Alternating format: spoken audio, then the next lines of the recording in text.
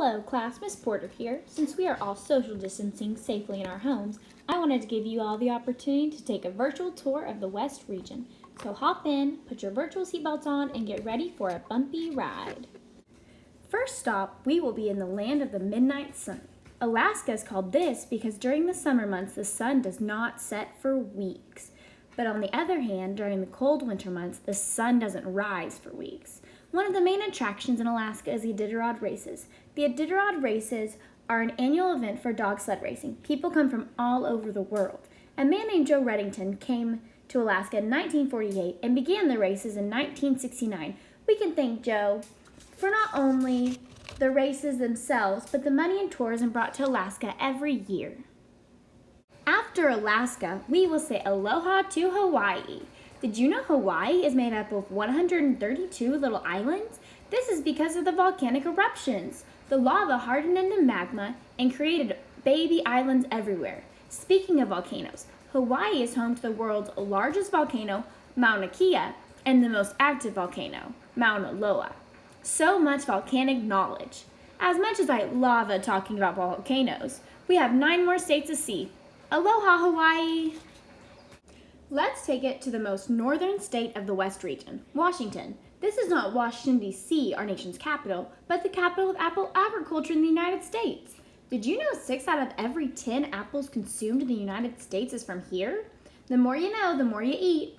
10 to 12 billion apples are harvested from Washington each year. They are all hand-picked too, no machines. This means the apple industry helps employ thousands and tens of thousands of workers every day.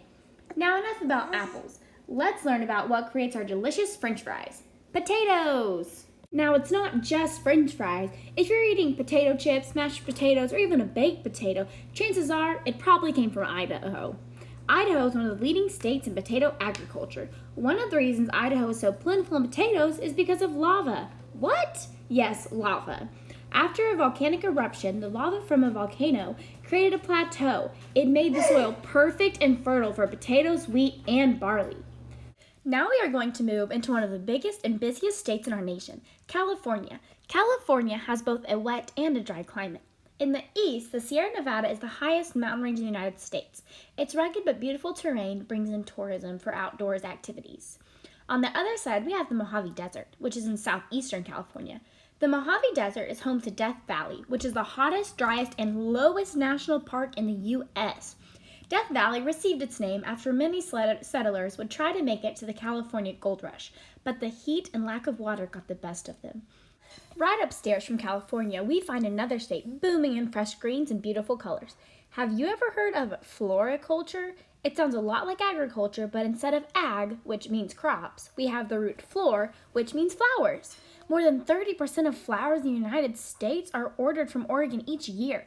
Next time you head into your local florist, maybe take a look at the label and ask yourself, are these flowers native to Oklahoma, or do we get them from the great state of Oregon?